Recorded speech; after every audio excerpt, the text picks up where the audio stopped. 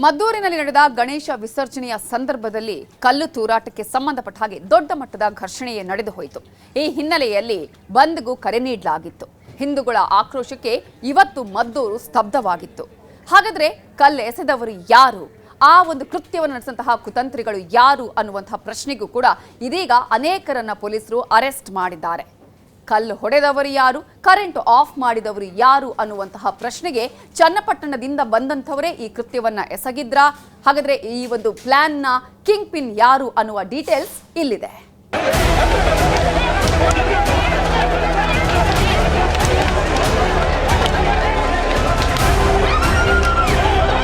ನನ್ನ ಪಾಡಿ ನಾನು ಹೋಗ್ತಾ ಇದ್ದೀನಿ, ಓಡೋಗ್ತಾ ಇದ್ದೀನಿ, ಹೊಡಿತಾ ಇದ್ದಾರಲ್ಲ ಎಲ್ರಿಗೂ ಅಂತ ನಾನು ಓಡೋಗ್ತಿರೋ ಓಡಿಸ್ಕೊಂಡು ಬಂದು ಹೊಡಿತಾರೆ ಅಂತಂದ್ರೆ ಇವನಿಗೆ ಯಾರು ಅಧಿಕಾರ ಕೊಟ್ಟಿದ್ದಾರೆ?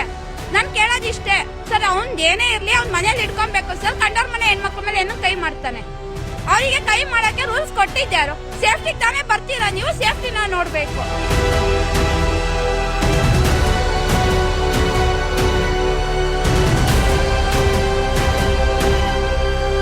ಅಂದರೆ ಮಾಮೂಲಿ ಗುಂಪಲ್ಲಿ ಒಂದು 3-4 ಜನ ಹೊಡೆದಾಗಲೇ ನಾನು ಓಡ್ ಬಂದ್ಬಿಟ್ಟೆ. ಯಾರು ಒಂದು ಗೊತ್ತಾಗಿಲ್ಲ. ಅದು ಓಡ್ ಬಂದು ಅಲ್ಲಿ ಅನ್ಕಾನ್ಶಿಯಸ್ ಆಗಿ ಬಿದ್ದೋಗಿದೆ.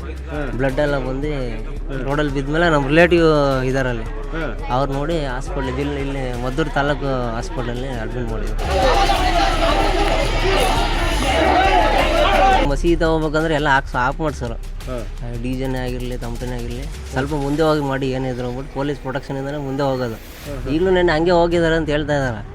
ಆದ್ರೆ ಮುಂದೆ ಹೋದ್ಮೇಲೆ ಕಲ್ಲೇನೋ ದೂರ ಇದೆ ಅಂತ ಹೇಳ್ತಾ ಇದ್ದಾರೆ ಸರ್. ಗಣೇಶ ಮೇಲೆ ಕಲ್ಲು ಹೊಡಿಯುವಂಥದ್ದು ಅದು ಎಷ್ಟು ದೊಡ್ಡ ನಮ್ಮ ಧರ್ಮಕ್ಕೆ ಅದು ಮೋಸ ಮಾಡ್ದಂಗೆ. ಅದು ನಾವೇ ಎಲ್ಲ ಆದರೂ ನಾವು ಯಾವ್ದೂ ಜಗಳ ಮಾಡ್ದೇ ತನಿಖೆಗೋಸ್ಕರ ಕಾಯ್ತಾ ಇದ್ದೀವಿ.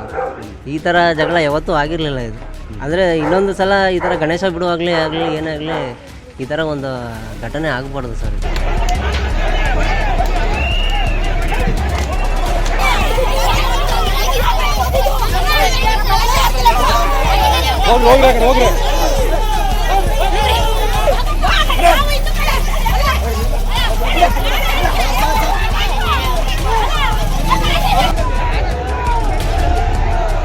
ನಮಗೇನೋ ಇವಾಗ ಮಕ್ಕಳು ಮರಿ ಎಲ್ಲ ಇದೆ. ಎಷ್ಟು ಇನ್ನು ಅವರು ದೊಡ್ಡ ಅಷ್ಟರಲ್ಲಿ ಇನ್ನು ಏನೇನು ಗಲಿಬಿಲಿ ಸ್ಟಾರ್ಟ್ ಆಗುತ್ತೆ. ಇದು ಇಲ್ಲಿಗೆ ಅಂತ್ಯ ಆಗ್ಬೇಕು ಸರ್. ಮತ್ತೆ ಈ ಥರ ಇನ್ನೊಂದು ಘಟನೆ ಇನ್ನೊಂದ್ಸಲ ಯಾವುದೇ ಹಿಂದೂ ಇವ್ರಿಗೆ ಬರಬಾರ್ದು ಈ ಥರ. ಮದ್ದೂರು ಪಟ್ಟಣ ಸೋಮವಾರ ನಿಗಿ ಅಂತ ಹೊತ್ತಿ ಉರಿದಿತ್ತು.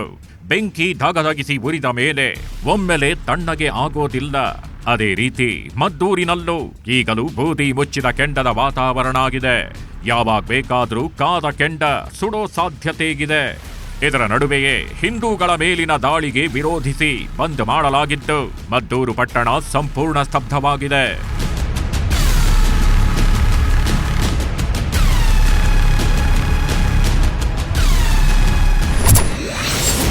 ಗಣೇಶನ ಮೇಲೆ ಕಲ್ಲು ತೂರಾಟ ಪೂರ್ವ ನಿಯೋಜಿತ ಕೃತ್ಯಾನ. ಚನ್ನಪಟ್ಟಣದಿಂದ ಬಂದವರು ಮದ್ದೂರಿನಲ್ಲಿ ಬೆಂಕಿ ಹಚ್ಚಿದ್ರ. ಮಸೀದಿಗೆ ಕಲ್ಲು ತಂದಿದ್ಯಾರು, ಕರೆಂಟ್ ಆಫ್ ಮಾಡಿದ್ದು ಯಾರು? ಮದ್ದೂರಿನಲ್ಲಿ ಭಾನುವಾರ ರಾತ್ರಿ ನಡೆದ ಘಟನೆ ರಾಜ್ಯದಾದ್ಯಂತ ಸದ್ದು ಮಾಡ್ತಾಗಿದೆ.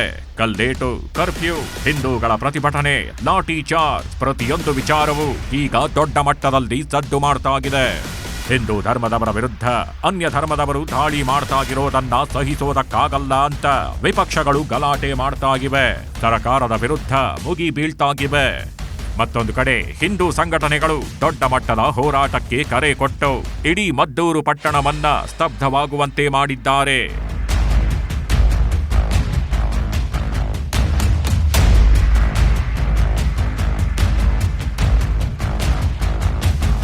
ಮಂಡ್ಯದ ಮದ್ದೂರು ಪಟ್ಟಣದಲ್ಲಿ ಈಗ ಈ ಹಿಂದೆ ಎಂದೂ ನಡೆಯದಂತಹ ಘಟನೆ ನಡೆದಿದೆ.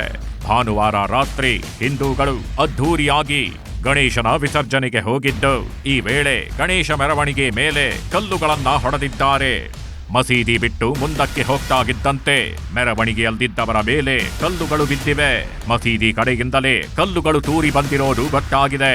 ಇದೆಲ್ಲ ಭಾನುವಾರ ರಾತ್ರಿ ನಡೆದಿತ್ತು. ಆದ್ರೆ ಇದಕ್ಕಿಂತ ಹೈ ಡ್ರಾಮಾ ಸೃಷ್ಟಿಯಾಗಿದ್ದು ಮಾತ್ರ ಸೋಮವಾರದಂದು. ಕಲ್ಲೇಟಿನಿಂದ ರೊಚ್ಚಿಗೆದ್ದ ಹಿಂದೂಗಳು ಸೋಮವಾರ ಭಾರೀ ಪ್ರತಿಭಟನೆ ಮಾಡಿ ಆಕ್ರೋಶ ವ್ಯಕ್ತಪಡಿಸಿದ್ರು.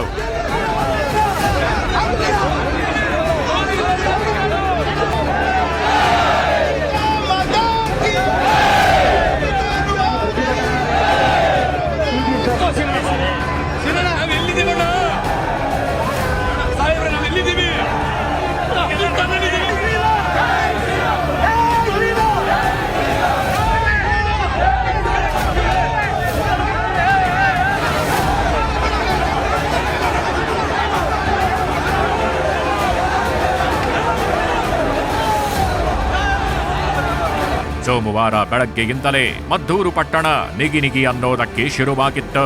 ಸೋಮವಾರ ಹಿಂದೂಗಳು, ಹಿಂದೂ ಸಂಘಟನೆಗಳು ಸಾವಿರಾರು ಸಂಖ್ಯೆಯಲ್ಲಿ ಜಮಾಯಿಸಿ ಪ್ರತಿಭಟನೆ ಮಾಡೋದಕ್ಕೆ ಶುರು ಮಾಡಿದ್ರು. ಘೋಷಣೆಗಳನ್ನ ಕೂಗಿ ಆಕ್ರೋಶ ವ್ಯಕ್ತಪಡಿಸ್ತಾಗಿದ್ರು. ಅನ್ಯ ಧರ್ಮದವರ ವಿರುದ್ಧ ಬೆಂಕಿ ಬುಗುಳ್ತಾಗಿದ್ರು. ಈ ವೇಳೆ ಕೆಲವು ಮಹಿಳೆಯರು ಹೈಡ್ರಾಮಾ ಮಾಡಿದ್ದು ಕಂಡುಬಂತು. ಮಸೀದಿ ಮುಂದೆ ಹೋಗ್ತೀನಿ, ಅನ್ಯ ಧರ್ಮದವರು ಇರೋ ಕಡೆ ಹೋಗಿ ಹೋರಾಟ ಮಾಡ್ತೀವಿ ಅಂತ ಪೊಲೀಸರ ಜೊತೆಯೇ ವಾಗ್ವಾದಕ್ಕೆ ಇಳಿದಿದ್ರು.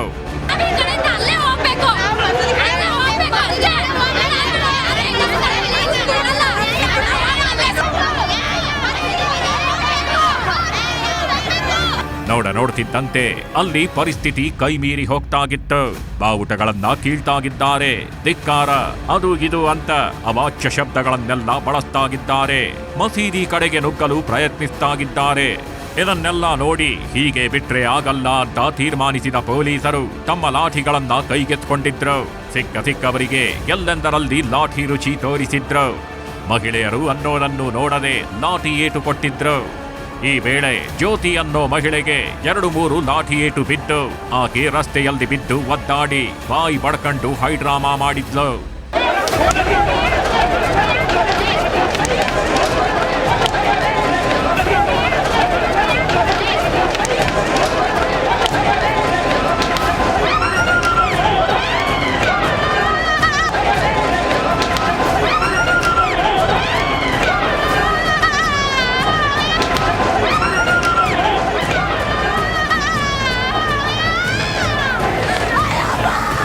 ಹೈಡ್ರಾಮಾ ಮಾಡೋದು ಒಂದು ಕಡೆ ಆದ್ರೆ ಮತ್ತೆ ಪೊಲೀಸರ ವಿರುದ್ಧವೇ ವಾಗ್ದಾಳಿ ನಡೆಸಿದ್ಲು.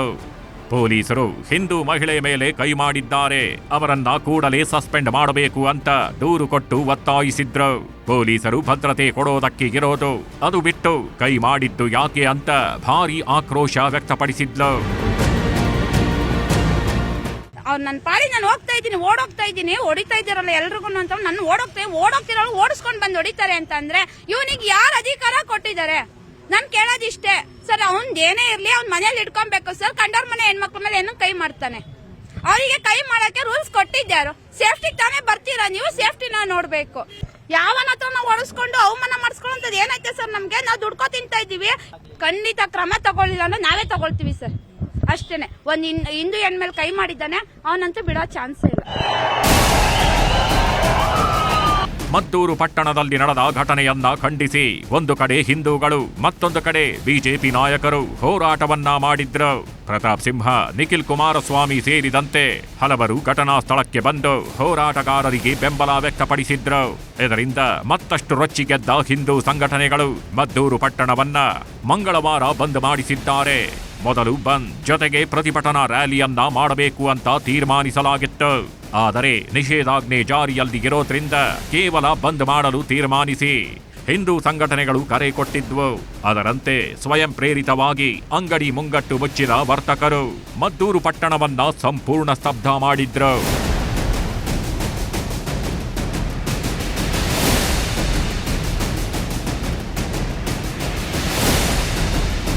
ಸೋಮವಾರ ನಡೆದ ಘಟನೆಯಿಂದ ಪೊಲೀಸರು ಸಹ ಎಚ್ಚೆತ್ತುಕೊಂಡಿದ್ದಾರೆ.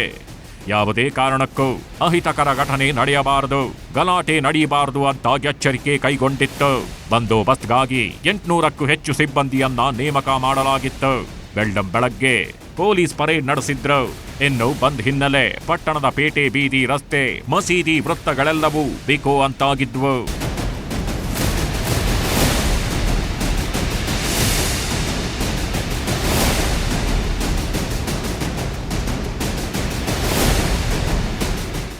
ಇವತ್ತು ಬಂದ ಹಿನ್ನೆಲೆಯಲ್ಲಿ ನಾವು ಎಕ್ಸ್ಪೆಕ್ಟ್ ಮಾಡ್ತಾ ಇರೋದೇನಂತಂದರೆ ಕೆಲವೊಂದು ಬೈಕ್ ರ್ಯಾಲಿ ಮಾಡಿಕೊಂಡು ಅಂಗಡಿಗಳಿಗೆಲ್ಲ ತೆರಳಿ, ಪ್ರದೇಶಗಳಿಗೆ ತೆರಳಿ ಅಲ್ಲಿ ಅಂಗಡಿಗಳು ಮುಚ್ಚುವ ಒಂದು ಇದನ್ನು ಕರೆ ಕೊಡೋದು ಒಂದು ಕಾರ್ಯಕ್ರಮ ಇದೆ ಅಂತೇಳಿ ನಮ್ಮ ಸದ್ಯದ ಮಾಹಿತಿ ಪ್ರಕಾರ ಗೊತ್ತಾಗಿದೆ.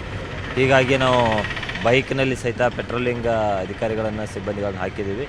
ಮತ್ತು ಅದರ ಜೊತೆಗೆ ಎಲ್ಲ ಇಂಪಾರ್ಟೆಂಟ್ ಜಂಕ್ಷನ್ಗಳಲ್ಲಿ ಹೆಚ್ಚಿನ ಸಂಖ್ಯೆಯಲ್ಲಿ ಸಿಬ್ಬಂದಿಗಳನ್ನ ನಾವು ನಿಯೋಜನೆ ಮಾಡ್ತಾಯಿದ್ದೀವಿ.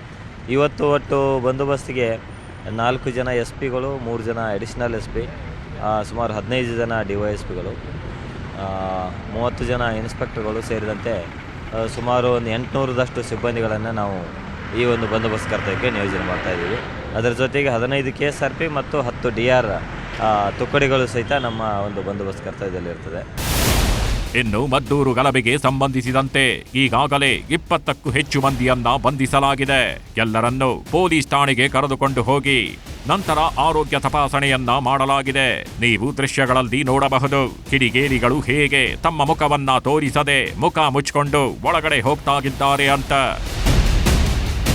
ಕಲ್ಲು ತೋರಿದ ಕಿಡಿಗೇಡಿಗಳ ಎಡೆಮುರಿ ಕಟ್ಟಿರೋ ಪೊಲೀಸರು ಎಲ್ಲರ ಮೇಲೆ ಕೇಸ್ ಹಾಕಿ ಒಳಗೆ ಕಳಿಸೋ ಕೆಲಸ ಮಾಡಿದ್ದಾರೆ.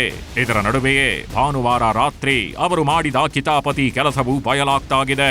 ಮಸೀದಿ ಮುಂದೆ ಗಣೇಶನ ಮೆರವಣಿಗೆ ಹೋಗೋದನ್ನ ಸಹಿಸದ ಕಿಡಿಗೇಡಿಗಳು ಕಲ್ಲು ಹೊಡೆಯಲು ಮೊದಲೇ ಸಿದ್ಧತೆ ಮಾಡಿಕೊಂಡಿದ್ರು ಅನ್ನೋ ಸ್ಫೋಟಕ ವಿಚಾರ ಬಯಲಾಗಿದೆ.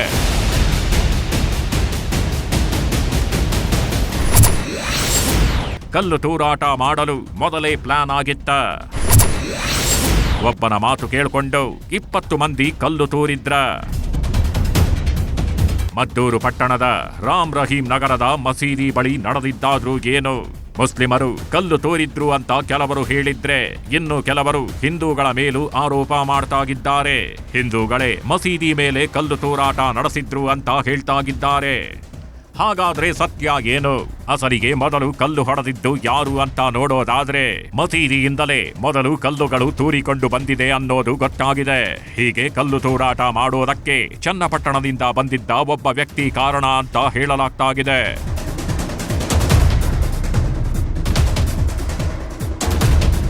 ಗಣೇಶ ಮೆರವಣಿಗೆಯನ್ನ ಸಹಿಸದ ಮುಸ್ಲಿಂ ಯುವಕರ ಗುಂಪು ಕಲ್ಲು ಹೊಡೆಯಲು ತೀರ್ಮಾನಿಸಿದ್ರಂತೆ. 5-6 ಮುಸ್ಲಿಂ ಯುವಕರ ಗುಂಪು ಮೊದಲೇ ಪ್ರೀ ಪ್ಲಾನ್ ಮಾಡಿಕೊಂಡು ಕಲ್ಲುಗಳನ್ನ ಎಸೆದಿತ್ತಂತೆ. ಇನ್ನು ಹೀಗೆ ಕಲ್ಲು ಹೊಡೆಯೋದಕ್ಕೆ ಕಾರಣ ಗಲಭೆಯ ಕಿಂಗ್ ಪಿನ್ ಚನ್ನಪಟ್ಟಣ ಮೂಲದ ಇರ್ಫಾನ್ ಅಂತ ಹೇಳಲಾಗ್ತಾಗಿದೆ. ಚನ್ನಪಟ್ಟಣ ಮೂಲದ ಇರ್ಫಾನ್ ಹಲವು ವರ್ಷಗಳಿಂದ ಮದ್ದೂರಿನಲ್ಲಿ ವಾಸವಾಗಿದ್ದ. ಮಸೀದಿಯ ಮುಂದೆ ಗಣೇಶನ ಮೂರ್ತಿಯ ಮೆರವಣಿಗೆ ಸಹಿಸದ ಇರ್ಫಾನ್ ನನ್ನ ಅವನ ಸ್ನೇಹಿತ ಜಾಫರ್ ಪ್ರಚೋದಿಸಿದ್ದಂತೆ. ದಿನನಿತ್ಯ ಮಸೀದಿ ಮುಂದೆ ಗಣೇಶ ಮೂರ್ತಿ ಮೆರವಣಿಗೆ ನಡೆಯುತ್ತಿದ್ರೂ ಏನೂ ಮಾಡಲಾಗ್ತಿಲ್ಲ ಅಂತ ಹೇಳಿ ಪ್ರಚೋದನೆ ಕೊಟ್ಟಿದ್ದಂತೆ. ಸ್ನೇಹಿತ ಜಾಫರ್ ಮಾತು ಕೇಳಿ ಗಣೇಶ ಮೂರ್ತಿ ಮೆರವಣಿಗೆ ಮೇಲೆ ಕಲ್ಲು ತೂರಲು ಇರ್ಫಾನ್ ಅನ್ನೋ ಕಿಡಿಗೇಡಿ ಪ್ಲಾನ್ ಮಾಡಿದ್ದಂತೆ. ಅದರಂತೆ ಇನ್ನೂ ಕೆಲವು ಯುವಕರು ಸೇರಿ ಗಣೇಶ ಮೆರವಣಿಗೆ ವೇಳೆ ಕಲ್ಲು ತೂರಿದ್ದಾರೆ. ಗಲಭೆ ಹೆಚ್ಚಾಗ್ತಾಗಿದ್ದಂತೆ 20ಕ್ಕೂ ಹೆಚ್ಚು ಮುಸ್ಲಿಂ ಯುವಕರ ಗುಂಪು ಸೇರ್ಕೊಂಡು ಹಿಂದೂಗಳ ಮೇಲೆ ಹಲ್ಲೆ ಮಾಡಿತ್ತು. ಮೆರವಣಿಗೆ ಮಸೀದಿ ಬಳಿ ಬರೋವರೆಗೂ ನೋಡಿಕೊಂಡು ಸುಮ್ಮನೆಗಿದ್ದ ಆ ಯುವಕರು ಮೆರವಣಿಗೆ ಮಸೀದಿ ದಾಟಿ 50 ಮೀಟರ್ ಮುಂದೆ ಹೋದ ಮೇಲೆ ಕಲ್ಲು ತೂರಾಟ ಮಾಡಿದ್ರಂತೆ. ಡಿಜೆ ಸದ್ದಿಗೆ ಹಿಂದೂ ಯುವಕರು ಡ್ಯಾನ್ಸ್ ಮಾಡ್ತಿದ್ದ ಕಡೆಗೆ ಕಲ್ಲುಗಳು ತೂರಿ ಬಂದಿದ್ವು. ಮಸೀದಿ ಪಕ್ಕದ ಭಾಗದಿಂದ ಹಾಗೂ ಹಿಂಭಾಗದಿಂದ ಕಲ್ಲು ತೂರಾಟ ನಡೆದಿತ್ತು. ಕಲ್ಲುಗಳನ್ನ ಎಸೆಯುವ ಮುನ್ನ ಒಬ್ಬ ಯುವಕ ಬೀದಿ ದೀಪಗಳನ್ನೆಲ್ಲ ಆಫ್ ಮಾಡಿದ್ದಂತೆ. ಕಲ್ಲುಗಳು ಗಣೇಶ ಕೂರಿಸಿದ್ದ ಟ್ರ್ಯಾಕ್ಟರ್ಗೆ ಬಡಿಯುತ್ತಿದ್ದಂತೆ ಉದ್ರಿಕ್ತಗೊಂಡ ಹಿಂದೂ ಯುವಕರು ಗಲಾಟೆ ಶುರು ಮಾಡಿದ್ರು. ಪ್ರತಿಯಾಗಿ ಹಿಂದೂ ಯುವಕರು ಕಲ್ಲು ತೂರಾಟ ಮಾಡಿದ್ರು. ಕೆಲವರು ಯುವಕರನ್ನ ಗುಂಪು ಸೇರಿಸೋ ಕೆಲಸ ಮಾಡಿದ್ರೆ ಇನ್ನು ಕೆಲವರು ಕಲ್ಲುಗಳನ್ನ ಸಂಗ್ರಹಿಸಿದ್ರಂತೆ. ಒಬ್ಬ ಹೋಗಿ ಬೀದಿ ದೀಪಗಳನ್ನ ಆರಿಸಿದ್ದಂತೆ. ಹೀಗೆ ಪಕ್ಕಾ ಪ್ಲಾನ್ ಮಾಡಿ ಸಂಘಟಿತವಾಗಿ ಈ ದಾಳಿ ಮಾಡಿದ್ದಾರೆ ಅಂತ ಹೇಳಲಾಗ್ತಾಗಿದೆ.